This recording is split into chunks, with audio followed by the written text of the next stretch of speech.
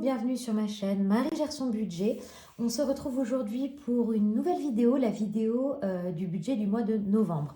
On est mercredi aujourd'hui, je pense pouvoir vous la poster ce soir. Je profite de la sieste des petits pour la tourner, donc si je parle pas très fort, c'est parce que ils sont tous les deux au dodo.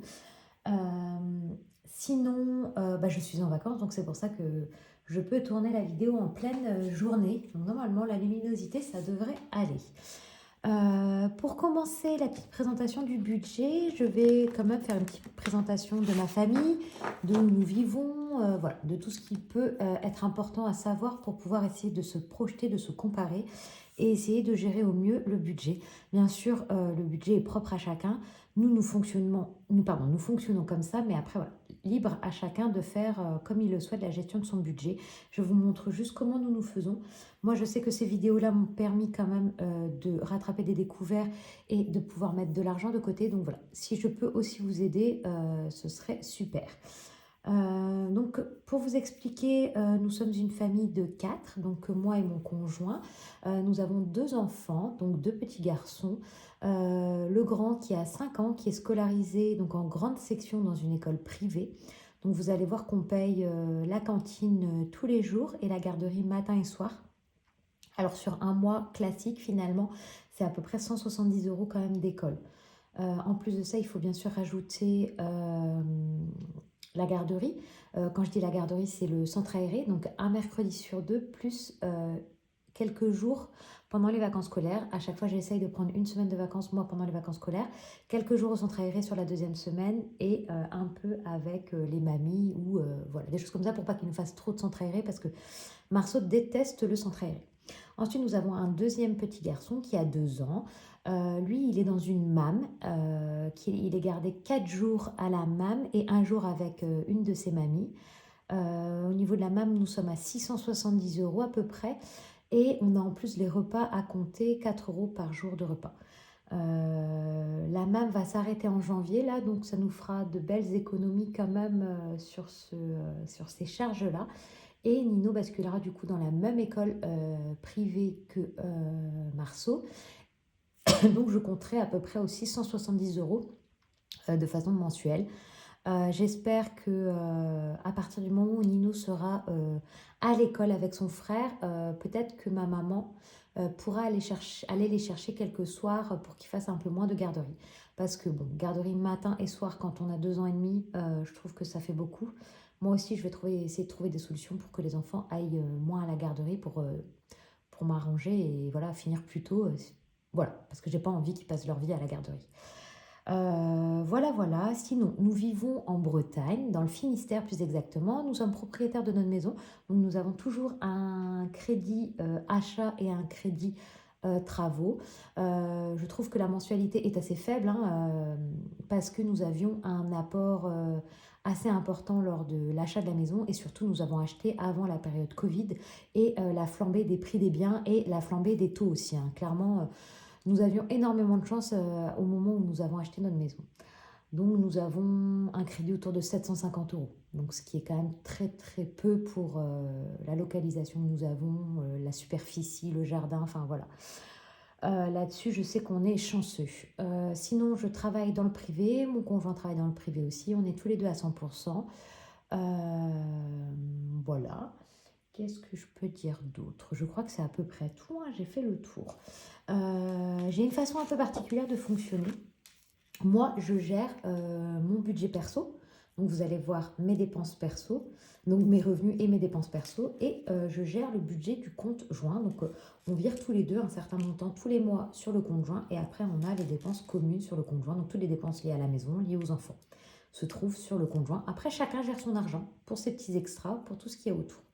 Une fois que j'ai fait mon budget, il me reste un reste à vivre. Donc, dans le compte joint, le reste à vivre qui reste souvent, c'est dans les 100 €. Je garde sur la carte bancaire pour pouvoir faire des achats sur Internet s'il faut. Moi, mon reste à vivre, pardon, pas que pour le conjoint, il y a aussi pour l'alimentation où c'est en liquide. Donc, il y a une partie, une fois qu'il y a le reste à vivre, on met l'argent dans les enveloppes. Des enveloppes qui sont à la semaine et des enveloppes qui sont au mois. Ensuite, il reste encore de l'argent, donc un nouveau reste à vivre après les enveloppes. Et cet argent-là, je le mets en épargne pour l'argent de mon compte perso. Et l'argent du compte joint, je le laisse en CB pour payer des achats sur Internet. Donc aujourd'hui, nous allons faire les budgets, mettre le montant que nous allons avoir dans les enveloppes et mettre l'argent en épargne. Alors ce mois-ci, on est sur un mois un peu particulier pour moi parce que j'ai reçu une prime qui est assez importante. Donc ce n'est pas un mois habituel. Il ne faut pas que vous fiez à cette vidéo pour les revenus que j'ai habituellement, bien sûr. On en est très très loin. Hop, je vais zoomer. Donc, si je commence, donc moi, mon salaire, il est de 2400 € net, impôts et mutuelles déduites.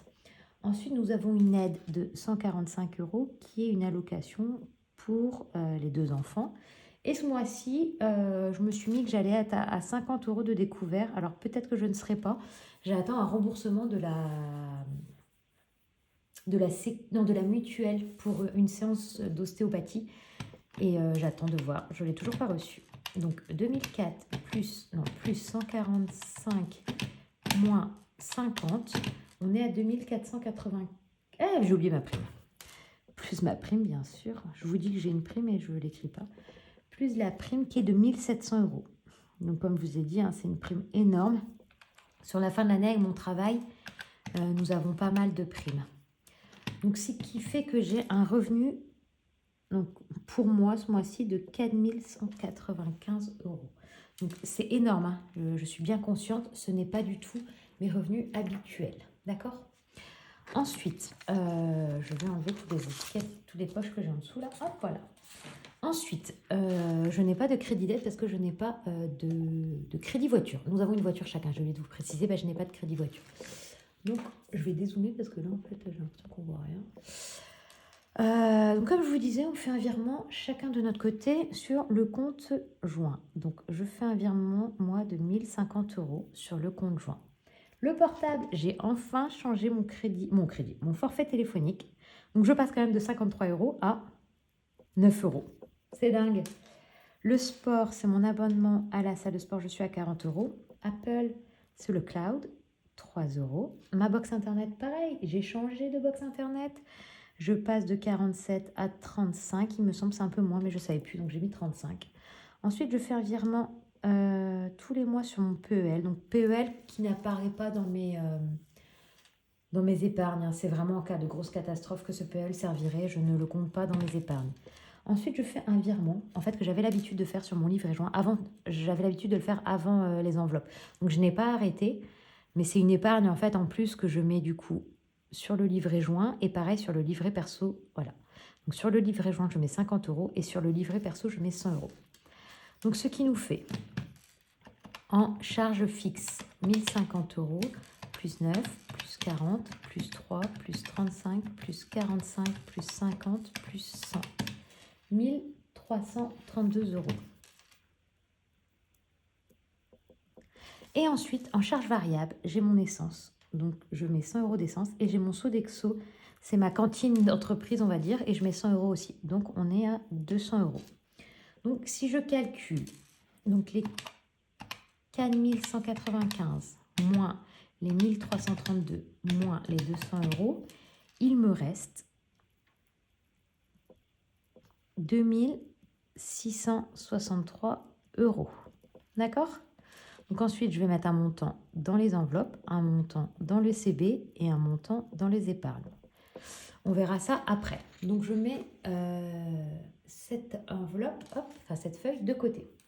Je prends celle du livret joint. Donc comme je vous disais, on fait un virement chacun de notre côté. Donc moi, forcément, vous avez vu dans les charges fixes 1050 €. Donc ces 1050 €, ils apparaissent ici sur mon compte joint. Mon chéri met plus, il met 1700 € parce qu'il a plus de revenus que moi et c'est surtout qu'en fait pour être à 50% chacun sur la maison, il met plus parce que moi j'avais un plus gros apport en fait. Ensuite, de la MSA, nous avons 200 €, c'est la CMG, je crois que ça s'appelle, le complément libre mode de garde.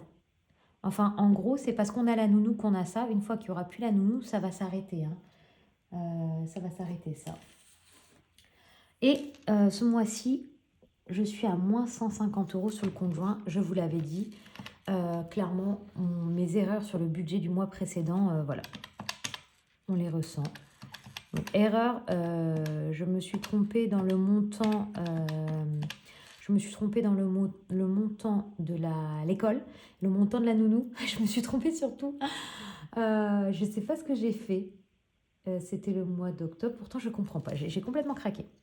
Donc, du coup, 1050 plus 1700 plus 200 moins 150, on est en revenu du conjoint de 2800 €. Donc, ensuite, en crédit dette, nous avons notre assurance. Non, notre crédit maison de 759 €. Et ensuite, en charge fixe, nous avons l'assurance vie, qui est une trentaine d'euros pour nous 4. Les cartes de crédit, ils sont de 28 € aussi pour nous. L'assurance crédit, c'est là aussi, je me suis plantée le mois dernier, là je mets 20. Ensuite, on fait un virement sur le compte de Nino, et sur le compte de Marceau de 50 €. Pareil, épargne que vous ne voyez pas, c'est de l'argent pour les enfants, pour leur acheter une voiture, pour les permis, je ne sais pourquoi, mais en tout cas, c'est de l'argent que je mets de côté avec mon chéri pour qu'ils aient un petit pécule. On espère à la majorité avoir un sacré billet. On fait ça depuis qu'ils sont nés, en fait. On met 50 € tous les mois depuis qu'ils sont nés, donc on espère 50 x 12 x 18, voilà, avoir plus de 10 000 € normalement à la fin de l'année pour chacun de nos enfants. À la fin de l'année. À leur majorité, pardon, pour chacun de nos enfants. Le four, on a une assurance que notre four est fait tomber en rade, 11 €. J'ai un magazine, il a augmenté, donc il faudrait que je l'annule. Il est à 8 €. L'assurance de ma voiture et l'assurance de notre maison, on est à 77 €. L'eau, on est à 49 €. Alors les impôts, donc la taxe foncière, moi je suis mensualisée et du coup on a notre régule. Donc là je paye que 55 €, c'est la régule que je vais avoir, mais normalement je suis plutôt autour des 150 € par mois. Là voilà, ce mois-ci j'ai la régule, le mois prochain je n'ai rien. L'EDF, 128 € et autres c'est Amazon, je suis à 7 €. Alors, 30 plus 28 plus 20 plus 50 plus 50 plus 11 plus 8 plus 77 plus 49 plus 55 plus 128 plus 7, 513. Ensuite, l'école. Alors là, l'école, je ne vais pas mettre 170 €. D'après mes calculs, j'espère que je ne me suis pas plantée, on devrait être à 100 € parce que nous avons eu 2 semaines de vacances scolaires. Les couches, j'ai rien. La MAM, 670 €. Les repas de Nino, 60 €. Et la garderie, j'ai rien à payer. Jusqu'à la fin de l'année, parce que là, novembre, c'est déjà réglé. Décembre, j'ai qu'un mercredi à régler. Et après, je ne sais pas, je ferai début décembre pour payer janvier. Donc, si je calcule 2800 moins 759 moins 513, et j'ai pas fait le calcul ici, je reprends 100 plus 670 plus 60. Ici, on a 830. J'avais oublié de faire le calcul des charges variables. Donc, on reprend. Donc, en revenu, j'ai 2800 €, moins 759, moins 513, moins 830. Il nous reste 698. Donc, on va mettre des enveloppes et on va mettre de la CB. Alors, tac, tac, tac. On va passer aux enveloppes. Voilà. Donc, je vous ai expliqué qu'au niveau des enveloppes, nous avons des enveloppes à la semaine et des enveloppes au mois. Nous avons des enveloppes du compte joint et des enveloppes du compte perso. Donc, en alimentation, je mets 100 € toutes les semaines pendant 4 semaines parce que le mois de novembre, pour moi, est un mois à 4 semaines. Je vais quand même vérifier. Alors, 1, 2, 3, 4. C'est bien ça. C'est bien ça. On est bien sur un mois à 4 semaines. Ensuite, pour le compte joint, c'est la seule enveloppe que j'ai à la semaine. Ensuite, je passe sur des enveloppes au mois. J'ai une enveloppe où je mets 20 € pour acheter des légumes ou de la viande à la ferme. 20 € pour hygiène, pour acheter de la lessive, des gels douche, tout ça. 20 € pour santé, ça c'est surtout pour la pharmacie, si j'ai des choses qui ne sont pas remboursées ou si j'ai besoin d'aller acheter des Doliprane ou des choses comme ça. Et après, j'ai une enveloppe qui est autre, qui sert en cas vraiment d'enveloppe complètement vide, j'utiliserai ces enveloppes-là. Ensuite, personnellement, donc ici on a 4. Personnellement, j'ai des enveloppes à la semaine. Donc, j'ai l'enveloppe loisir. Donc, je mets 40 €. Ce qui fait du coup, sur 4 semaines, 160 €. Et j'ai une enveloppe imprévue. C'est si je n'ai plus assez dans mon enveloppe loisir, je mets 10 € dans imprévu. Ce qui fait 40. Donc, en tout, j'ai 200 € pour... J'ai 200 € pour moi, j'ai 400 € en course et j'ai 80 € en enveloppe mensuelle. Avant, j'avais une enveloppe mensuelle pour faire mes ongles, mais je ne les fais plus. Elle est en congé mater, donc je ne mets rien. Donc, si je prends le compte perso. Le compte perso, moi, j'ai besoin de mettre 200 € en enveloppe. Et sur le compte joint, j'ai besoin de mettre 480 €. Donc, 698 moins 400. Oula. 698 moins 480, pardon, il me reste 218 € en CB. Argent que je laisse en CB et que s'il reste à la fin du mois, je l'économise, mais ce n'est pas de l'argent prévu à être économisé. Enfin, ce n'est pas de l'argent fait pour être économisé, hein, clairement, c'est de l'argent que je peux dépenser sur Internet. Voilà, si j'ai un petit besoin, je peux prendre là-dessus. Ensuite, moi, sur mon compte perso, parce que c'est là où ça va être plus intéressant. Maintenant, on va passer au CB et aux économies. Donc, 2663 qui me restait après tous mes prélèvements. Moins 200 € en enveloppe, il me reste 2463.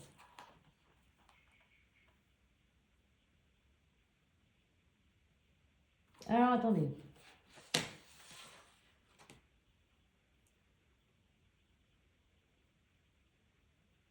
« 2463 moins 150, 2313. » Ouais, c'est ça.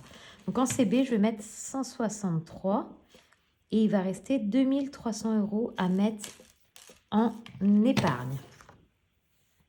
Je vous réexplique. Donc, après, mes revenus, avec exceptionnellement ma prime, mes charges fixes, mes charges variables, il me restait 2663. J'ai 200 € que je veux placer dans les enveloppes et 163 € que je me garde en carte de crédit. Il me reste 2300 € à mettre en épargne. Alors, pardon, je viens de vous mettre un peu. Donc, j'écris ici pour les cartes bancaires. Sur le compte perso, j'ai 163 €. Oh là là, pardon. Et sur le compte joint, 218 €. Ça, c'est ce qui me permet de suivre pour mes dépenses en CB. Ensuite, mes épargnes. Alors, ça va être assez compliqué là, parce qu'il y a beaucoup d'argent à mettre en épargne et que j'ai fait de façon assez différente. J'ai listé d'abord mes épargnes classiques. Donc, ici, ça va être mes épargnes classiques.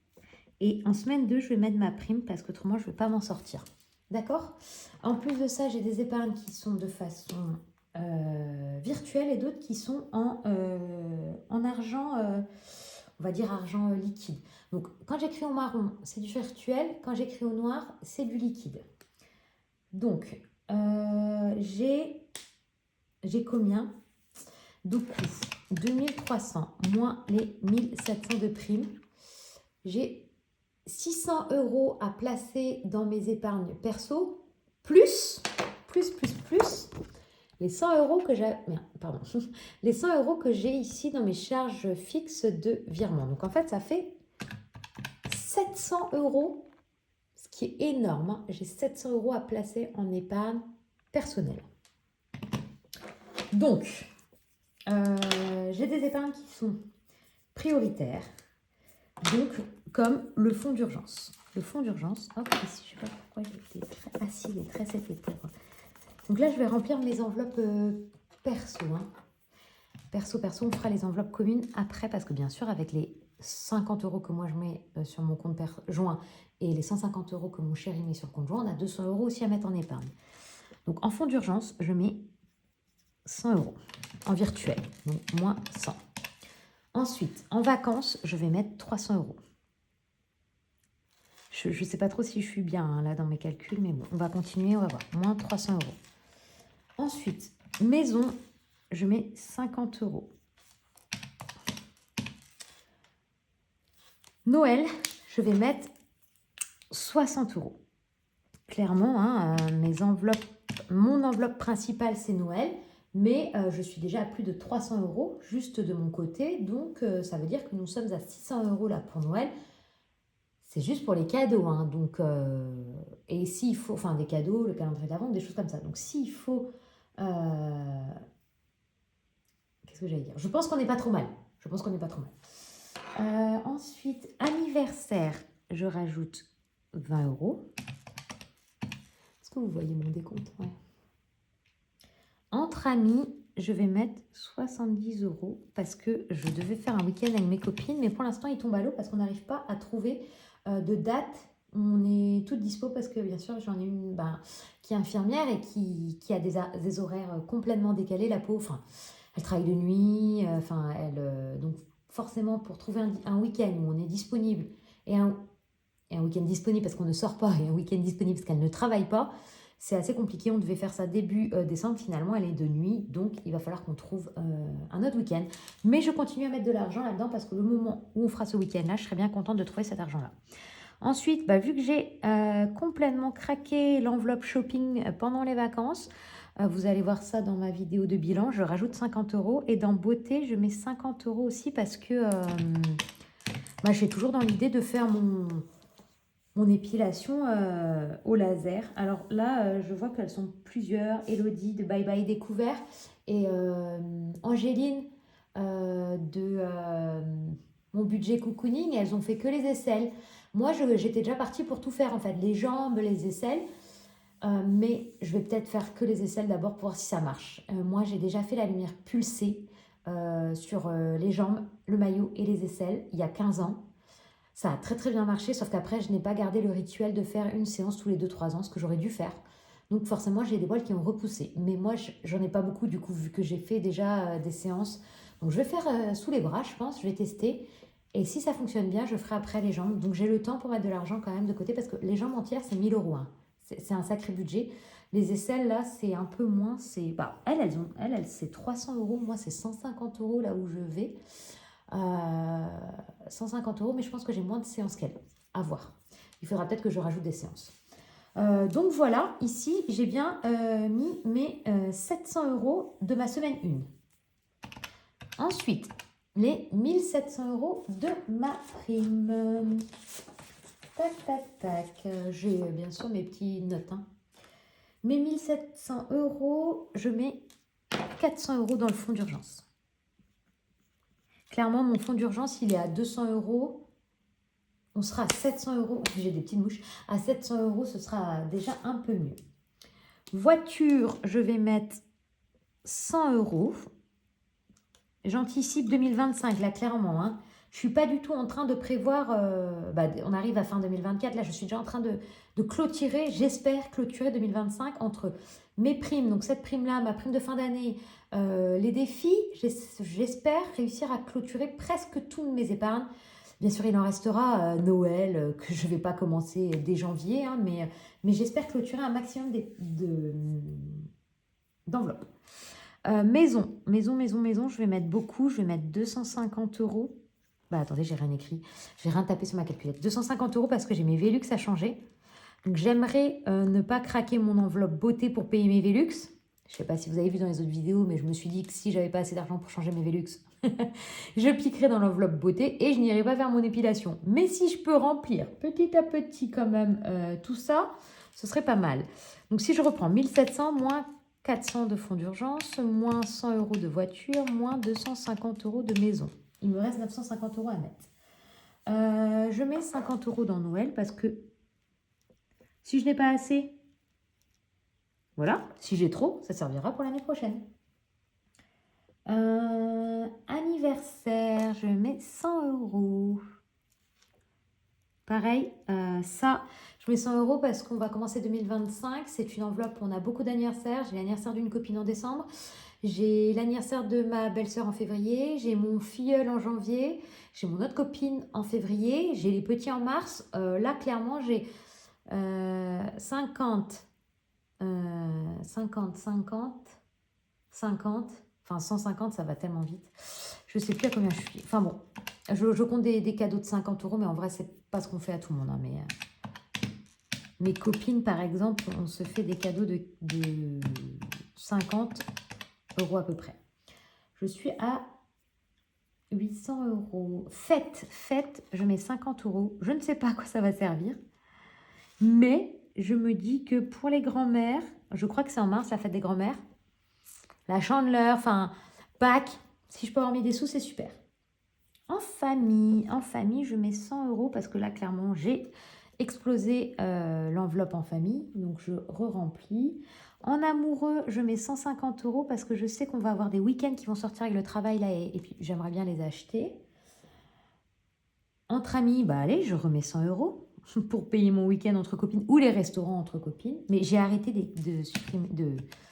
d'enlever le décompte. 150 moins 100. Shopping, je mets 150 euros. Pareil, hein, les petits, il faudra bien les habiller sur la fin de l'année. Ah, je me suis trompée quelque part encore. Et dans beauté, j'avais prévu de mettre 250. Et il me reste 50 dans mon décompte, c'est pas bon. On reprend.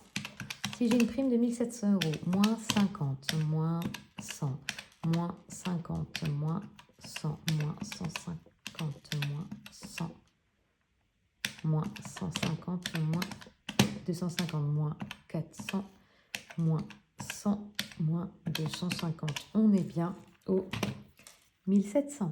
Donc ici, on est à 1700. Ici, on est à 700. Et on a les épargnes avec mon chéri. Donc, qu'est-ce qu'on avait dit? On n'avait rien dit. J'avais rien prévu en fait. Mince, je n'avais rien prévu. Alors, j'ai 200 euros à mettre. Donc, je vais mettre... donc, les épargnes avec mon chéri, c'est chaudière, régule et garderie. Donc, je mets 100 euros dans chaudière parce que je n'ai plus rien. Enfin, j'ai plus que 100 euros. Donc, je remets 100 euros parce que ça va remplir pour l'année prochaine. Et je mets 100 euros dans garderie parce que je suis à 500 euros quand même. Donc, c'est très, très bien. Mais j'ai besoin de remplir au maximum l'épargne garderie parce que ça va me payer la garderie de 2025 aussi. Donc, voilà, on continue à remplir garderie pour ne pas avoir à prendre ça en charge variable, mais vraiment prendre ça dans les enveloppes voilà, et d'avoir budgétisé ça sur 2025. Je vais peut-être faire une vidéo, j'espère que ça a coupé parce que j'avais plus de batterie, enfin en tout cas j'espère que ça n'a pas coupé plutôt parce que j'avais plus de batterie. Je vais vous préparer une vidéo sur décembre sur les épargnes de 2025 et combien il me faudrait dans chaque épargne. J'ai listé tous les anniversaires de l'année, j'ai listé le nombre de jours de garderie qu'il y aurait au prix de la journée, j'ai listé les vacances qu'on aimerait avoir, les week-ends qu'on aimerait avoir, le shopping, combien on a dépensé à peu près sur l'année. En gros, j'ai fait des notes tout au long de l'année. J'ai noté tout ce qu'on a dépensé, et j'ai répertorié tout ça et ça me permet de savoir à peu près combien on dépense. Pareil pour Noël, enfin voilà, j'essaye de faire tout ça et comme ça, ça me permet de bien budgétiser toutes nos dépenses et de ne pas avoir de surprise dans l'année. Est-ce que j'ai tout fait? Eh bien, je crois que j'ai tout fait. Alors, je vous rappelle que c'est complètement oufissime les épargnes. Ce n'est pas un mois habituel. Hein. Je reprécise, normalement, je n'ai pas 1700 euros de prime. C'est vraiment exceptionnel. C'est ma prime d'intéressement, hein, pour être tout honnête avec vous. Voilà, on l'a une fois par an. Elle est tombée là sur le mois de novembre. Je suis très contente. Ça va nous permettre de renflouer le fonds d'urgence. Et j'ai pas mis dans vacances. Non, j'ai pas mis dans vacances là. Mais c'est pas grave parce que j'en ai une autre là dans un mois. Une autre prime dans un mois. Cette fois, c'est mon 13e mois. Pareil. Donc là, mon 13e mois, je vais blinder les vacances. Normalement, de mon 13e mois, je crois que je prends même 1000 euros. Je sais plus, mais je crois que je prends 1000 euros de mon 13e mois rien que pour les vacances. Mais en même temps, je ne sais pas si cette année, j'aurai besoin d'autant pour les vacances parce que je suis en train de laisser tomber mon projet d'Indonésie. Enfin, je ne sais pas en fait, je suis un peu perdue. J'ai peur qu'avec le petit qui aura 3 ans, c'est trop compliqué de faire autant d'heures de vol. Donc, je suis en train de regarder qu'est-ce qu'on peut faire comme gros voyage au mois d'août. J'ai vu qu'il y avait le Canada, mais il y a aussi beaucoup d'heures. J'ai vu qu'on pouvait aller à Madagascar. Je ne sais pas du tout si c'est une destination agréable à faire avec des enfants. Qu'est-ce que j'ai vu d'autre? Je me dis autrement la Croatie. Voilà, la Croatie, on n'a jamais fait. Ça peut être sympa. J'ai vu qu'il y avait Chypre aussi. Enfin voilà, je suis en pleine recherche de voyage. J'ai envie en fait de changer, de profiter en fait, parce que l'année a été compliquée. Donc j'ai envie voilà, qu'on change d'air l'été prochain et de profiter et d'avoir un objectif en fait sur toute la première partie de 2025. Donc c'est pour ça que je suis à fond sur mes vacances qui n'ont pas lieu tout de suite hein, parce que c'est dans un an. Mais là aussi, pareil, il faut budgétiser ses vacances. Je ne veux pas piquer dans d'autres enveloppes au moment venu. Donc voilà, j'espère que pour vous, ça a été assez clair, que vous avez compris mon fonctionnement avec ma double gestion de budget, une partie sur des enveloppes au mois, une partie sur des enveloppes à la semaine, mon suivi en carte bancaire parce que j'arrive pas à faire budget base zéro, et ensuite bien sûr mes économies que je place dès le début du mois. Je n'attends pas qu'on soit à la fin du mois pour voir ce qui me reste pour mettre de côté parce qu'autrement, clairement, il ne resterait rien. Parce que c'est ce que je faisais avant. Hein. Je plaçais 100 euros, enfin 145 euros de côté en début de mois, 100 euros sur mon livret, 45 euros sur mon PEL. Bah à la fin, il n'y restait plus rien. Et je piquais même pour renflouer mon compte parce qu'il était en négatif. Donc finalement, bah, j'avais rien mis de côté. Donc il n'y avait que mes primes et mon 13e mois qui me servaient d'épargne. C'est déjà très bien, mais je n'aurais pas pu anticiper autant de choses si j'avais fonctionné comme ça. Donc voilà, donc si vous hésitez encore à vous lancer, n'hésitez pas, vous pouvez toujours tester et arrêter si ça ne vous convient pas. En tout cas, moi, je trouve que c'est génial. Si vous avez des questions, vous n'hésitez pas en commentaire et je vous répondrai. Je vous souhaite une belle fin de semaine et je vous dis à bientôt.